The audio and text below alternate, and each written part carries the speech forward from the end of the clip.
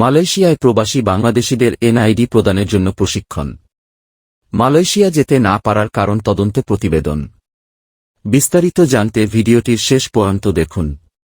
মালয়েশিয়ায় বহুল প্রতীক্ষিত জাতীয় পরিচয়পত্র এনআইডি কার্যক্রম শুরুর লক্ষ্যে কারিগরি যন্ত্রপাতি স্থাপন ও প্রশিক্ষণ কার্যক্রম শুরু হয়েছে।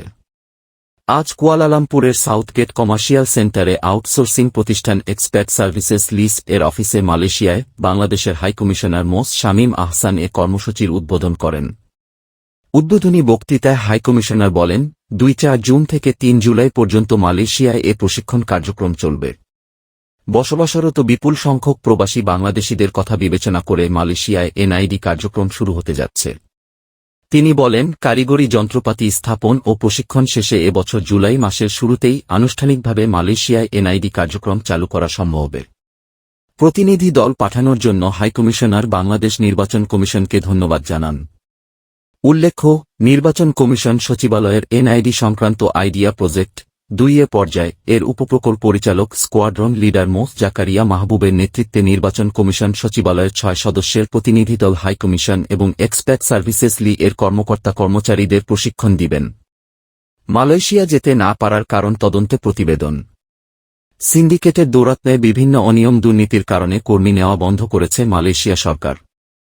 আর শ্রমবাজারটি বন্ধের সঙ্গে সঙ্গে বাংলাদেশি হাজার হাজার কর্মীর স্বপ্নভঙ্গ হয়েছে। পাসপোর্ট, ভিসা ও কাজের অনুমতি থাকা সত্ত্বেও মালয়েশিয়া যেতে না পারা কর্মীদের কারণ অনুসন্ধানে গত 2 জুন 6 সদস্যের তদন্ত কমিটি গঠন করে প্রবাসী কল্যাণ ও বৈদেশিক কর্মসংস্থান মন্ত্রণালয়ের অতিরিক্ত সচিব নূর মো. মাহবুবুল হককে প্রধান করে এই কমিটি করা হয়। কমিটিকে 7 কার্যদিবসের মধ্যে তদন্ত প্রতিবেদন জমা দিতে বলা হয়। কিন্তু নির্দিষ্ট সময়ে কমিটি তদন্ত প্রতিবেদন জমা দিতে ব্যর্থ হওয়ায় গত 1 জুন আরও 5 কার্যদিবস বাড়ায় মন্ত্রণালয়। সে অনুযায়ী গতকাল সোমবার শেষ দিনে তদন্ত কমিটির প্রধান অতিরিক্ত সচিব নূর মোহাম্মদ মাহবুবুল হক প্রবাসী কল্যাণ ও বৈদেশিক কর্মসংস্থান মন্ত্রণালয়ের প্রতিমন্ত্রী শফিকুর রহমান চৌধুরীর কাছে তদন্ত প্রতিবেদন জমা দিয়েছেন।